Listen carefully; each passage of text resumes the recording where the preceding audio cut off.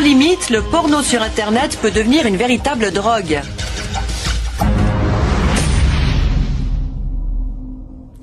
Bonsoir, le premier reportage que nous vous proposons ce soir s'adresse aux adultes. Il n'est pas du tout adapté au jeune public. Ce soir, il sera en effet question de pornographie, un sujet délicat qui peut même paraître choquant, mais que nous avons décidé d'aborder car la sexualité crue est en train de devenir un véritable phénomène dans nos sociétés. Le changement, bien sûr, c'est Internet. Désormais, le porno est quasiment libre service sur la toile, à un petit clic du consommateur. Alors, sans surprise, la cyberpornographie explose. Elle touche des hommes surtout, mais aussi des femmes de tous âges, de toutes conditions sociales, et certains amateurs dépassent clairement les bornes. Aujourd'hui, des médecins romans mettent en garde, le sexe virtuel peut entraîner de véritables dépendances. Accro au cyberporno, c'est un reportage de Florence Fernet et François Roulet. C'est vraiment une drogue. Si on n'a pas sa dose, si on n'a pas sa quantité d'images, on est irritable, on est nerveux. Passer la nuit sur des sites porno, ça faisait que j'avais des envies finalement, en tout cas au début, et beaucoup de frustration parce que justement, on pense qu'à ça, quoi. Accro au porno, bien sûr, il y a des gens qui sont accros au porno, il y a des gens qui sont accros au vin rouge, il y a des gens qui sont accros aux jeux vidéo, il y a des gens qui sont accros au sexe, il y a des gens qui sont accros aux bagnoles, il y a des gens qui sont accros au porno, oui. Quand on commence à aller trop loin dans les recherches sur Internet, quand on n'a pas conscience que c'est une addiction et que c'est un problème de dépendance, on se demande comment tout ça finira.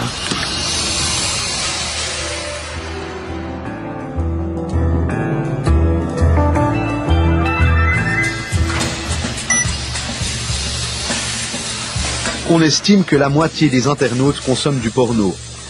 Sur Google, les mots sexe et porn arrive largement en tête du hit parade des requêtes. Internet a fait entrer le X dans la chambre à coucher et les adeptes se comptent par millions. Pour l'essentiel, des hommes de 18 à 45 ans. Certains y consacrent du temps, beaucoup de temps, parfois plusieurs heures, chaque jour.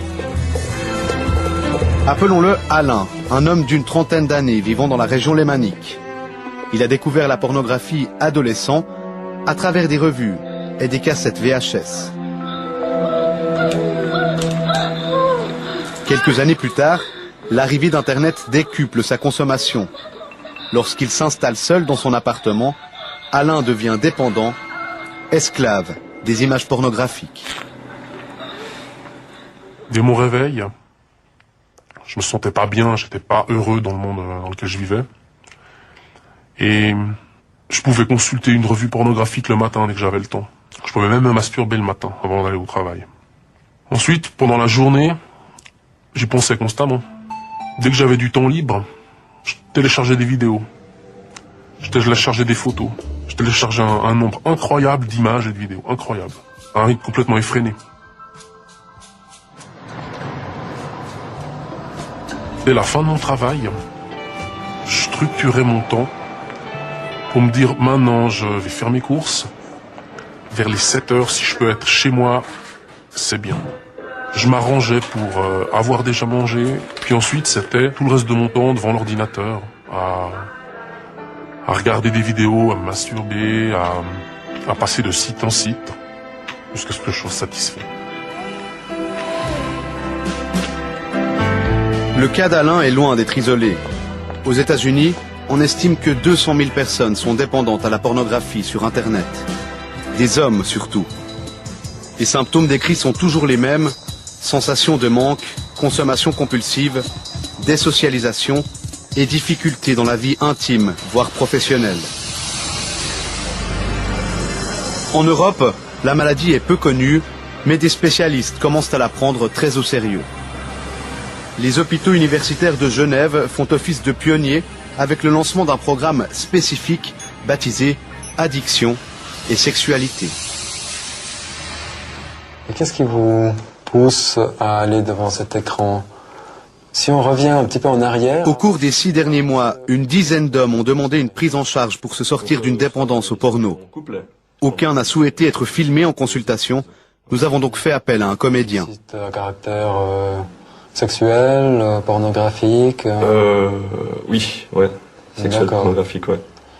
Depuis 6 mois, vous dites que c'est comme ça? Environ. Lors du premier entretien, Le médecin tente de déterminer si la consommation de pornographie est d'ordre pathologique. Que quelque chose vous retient à la maison, sur Internet. C'est comme un plaisir malsain, je pense. Je sais pas comment expliquer. Le patient est considéré comme addict si sa consommation est incontrôlée et qu'elle engendre une souffrance au quotidien. Pendant combien de temps est-ce que vous étiez avec elle? Cette addiction à la pornographie, peut-on la comparer à une dépendance à la cocaïne ou à l'alcoolisme, par exemple? Alors effectivement, on peut la comparer assez facilement à la cocaïne. C'est-à-dire que la personne qui est cyber-porno-addict peut ressentir une sorte de flash lors des masturbations ou lors de partage de matériel érotique avec d'autres personnes. Elle peut ressentir les symptômes de sevrage et lors du processus thérapeutique, il y a aussi effectivement des rechutes, des essais multiples d'arrêter sans vraiment réussir à arrêter. Donc c'est tout à fait comparable à d'autres addictions.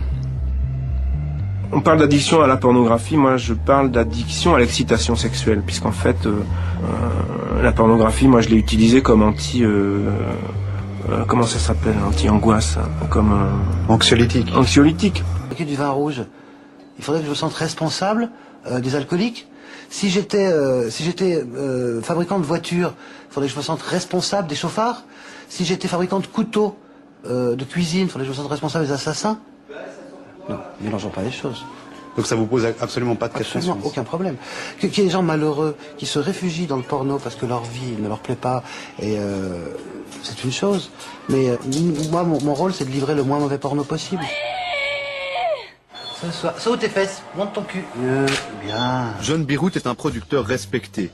Ici, les actrices sont bien payées et mises en valeur par des conditions de production professionnelles. Mais sur Internet, John Bierut fait désormais figure d'exception.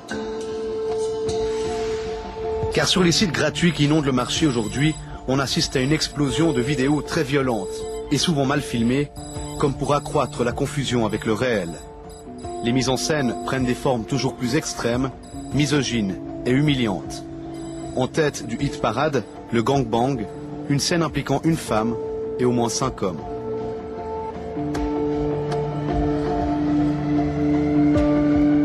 Isabelle Sorrent a écrit et enquêté sur les évolutions de la pornographie. Elle dénonce une dérive contemporaine. Moi, j'aime bien les films porno. Quand j'ai regardé il y a 15 ans, il y avait quelque chose de moins violent. Tiens, ce matin, je viens de regarder un gangbang et ça commence plutôt bien. Un de ceux que vous m'aviez envoyé sur la liste, quoi, donc sur des sites gratuits où les gens échangent leurs films préférés. Et au début, on voit que ça l'amuse, quoi, que c'est vrai que c'est un fantasme pour elle. Et puis à un moment, ça cesse de l'être. Peut-être parce que il y a dans le groupe d'hommes une espèce d'escalade, un peu de brutalité. Eux-mêmes, ça leur échappe ce qu'ils pensent de cette fille. Et là, à ce moment-là, on se demande si elle est toujours consentante, quoi, au bout de 20 minutes de trucs un peu rudes, peut-être qu'elle voudrait bien s'arrêter. Il y a un modèle de virilité guerrière, on va dire. Parce que si on regarde ces humiliations des femmes, les viols collectifs, les espèces d'objets énormes dans le sexe ou dans l'anus qui gonflent, enfin les trucs quand même limite torture qu'on voit parfois, ça ressemble vachement. Si vous commencez à lire les rapports d'ONG sur les violences faites aux femmes ou d'Amnesty International, lisez-les, c'est vachement intéressant. Parce que ce que ça décrit, c'est un peu les mêmes scénarios fantasmatiques qu'il y a dans ces films, on va dire, qui exaltent une virilité de groupe, donc des mecs qui sont ensemble, qui arrivent, qui humilient la femme.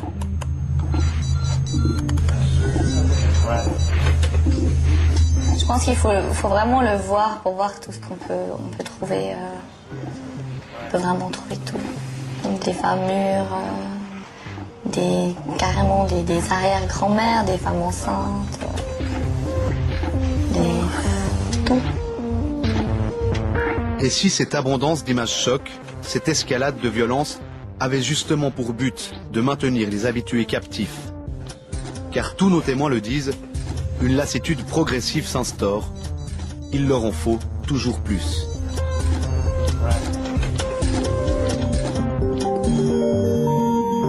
Très rapidement, on se rend compte qu'on a besoin de choses plus extrêmes, même de choses qui nous plaisaient pas avant.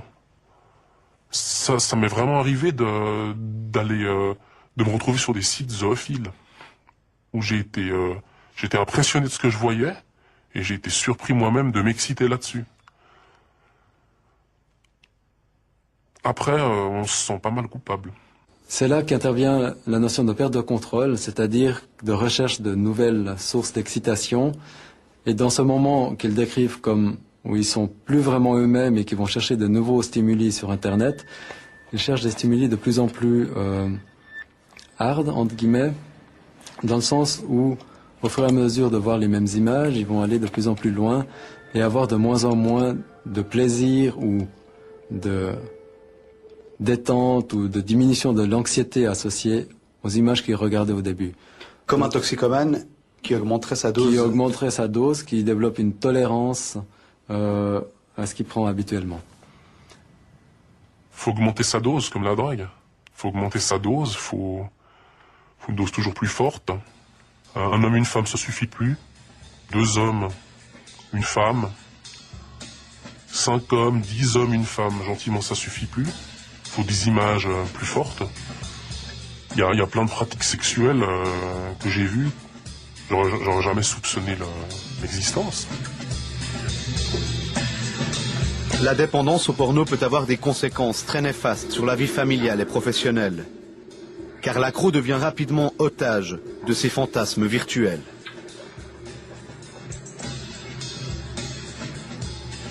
Mes rapports sexuels avec mes partenaires, c'était pas bien. Ils étaient pas satisfaisants. C'était jamais du même niveau que lorsque j'allais dans mon monde virtuel. Pour une femme, partager la vie d'un porno dépendant relève souvent du cauchemar. Cette jeune mère de famille en a fait l'expérience. Son mari passait ses nuits devant des sites X. Au fur et à mesure qu'il augmentait sa consommation, elle a senti leur vie intime se détériorer. Avant, on avait quand même encore des rapports où c'était vraiment un échange entre lui et moi, quand on avait des rapports sexuels. Tandis que là, après, quand il a commencé vraiment à consommer beaucoup, j'avais l'impression d'être un morceau de viande. C'est cru comme je dis ça, mais j'avais plus que l'impression d'être un objet pour lui. Ça veut dire quoi? Il essayait de reproduire les pratiques qu'il voyait dans les films? Oui, bah voilà quoi. Quand je disais que j'étais un morceau de viande, il me tournait comme une crêpe, comme lui il voulait, en fait, exactement ce que lui il voyait. Donc moi j'étais plus qu'un jouet entre ses mains. J'étais juste un objet pour satisfaire ce qu'il regardait sur Internet. On se sent rejeté, on se sent humilié, on se sent pas désirable, on se sent on a l'impression de pas être à la hauteur. En tant que femme, je crois qu'on peut pas être blessé plus que ça, je crois.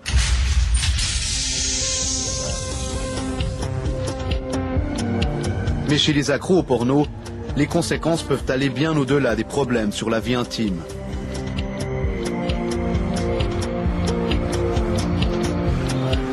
Nous l'appellerons Philippe, 30 ans.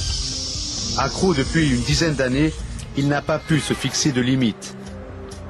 Sa dépendance l'a conduit à perdre son travail. Quand on est dans ce genre d'addiction, on se fixe même pas de limite au travail. Et puis, dans mon cas, les jeunes filles avaient tendance à rajeunir, quoi. Jusqu'à quel point? Il y a un terme qui est très populaire dans les recherches pornographiques, c'est le terme teen, l'abréviation de teenager. Donc on est dans du 18, 19, donc des âges légaux, mais on peut très bien être dans du 17, 16, où là on est dans l'illégal.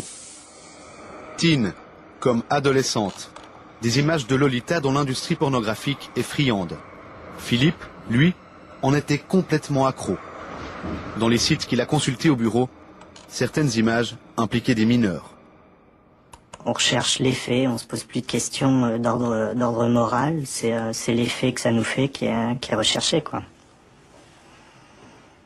Donc j'ai consulté tout type de sites sur mon lieu de travail, et notamment des sites teen, mais certains étaient plus tendancieux que d'autres, et j'ai été pisté et rattrapé. Donc là, les ennuis prennent une autre ampleur.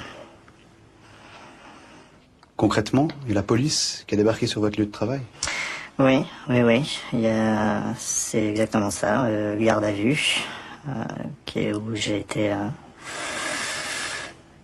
moralement vraiment miné, quoi. J'ai touché le fond puisque je savais pertinemment que je perdais mon travail, un travail que j'aimais vraiment énormément, et je croyais avoir liquidé mon couple sur cette histoire-là. Donc là, je comptais le nombre de choses qui me raccrochaient à la vie, et il y en avait plus beaucoup.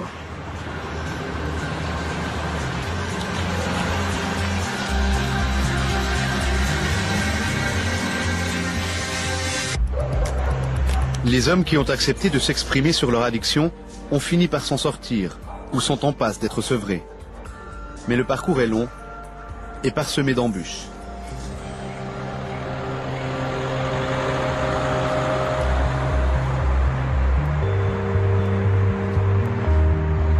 Moi, j'estime qu'il m'a fallu 2 ou 3 ans, quoi, pour être vraiment serein pour être guéri déjà, et puis pour sentir que vraiment c'était une page de ma vie qui s'est tournée, quoi.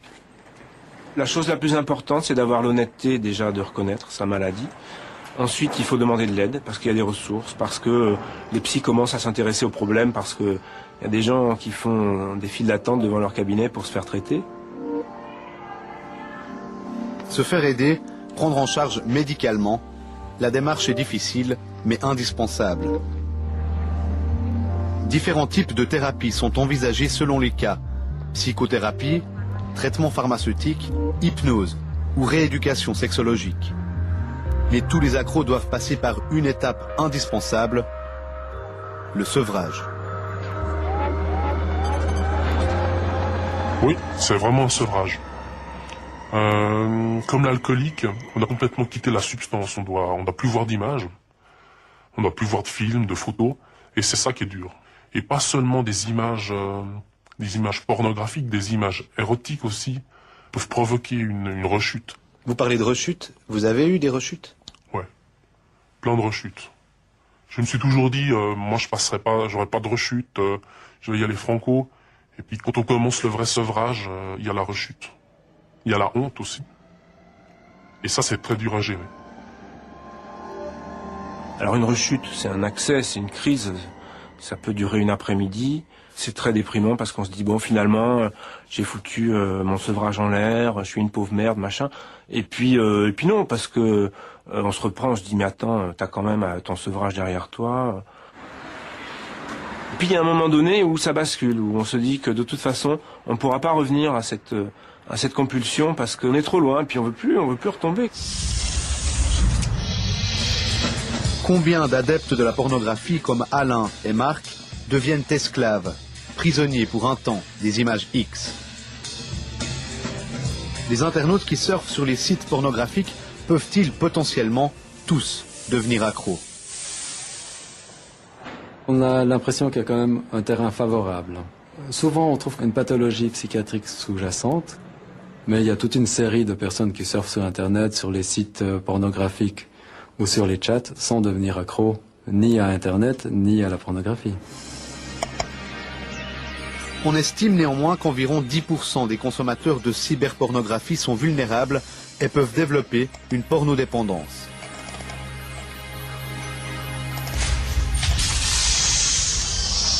Les regards et les préoccupations se tournent donc vers la jeune génération, celle qui est née avec Internet et qui est confrontée toujours plus tôt à la pornographie. Pères ou futurs pères, ceux qui sont passés par l'addiction au porno sont particulièrement vigilants. Une vraie peur aussi qui s'est fait jour ces dernières années, c'est de voir la banalisation de la pornographie pour les plus jeunes. Je sais pas ce qu'aurait pu donner ma vie avec de l'internet au débit dès mon plus jeune âge. Je ne veux pas faire de projection de mon propre cas sur mon fils. Les jeunes sont une cible de choix quand même, donc lui, voilà, j'ai mis un contrôle parental et puis j'ose espérer qu'il trouvera d'autres sources d'épanouissement sexuel que de se retrouver son pantalon baissé devant un écran, quoi.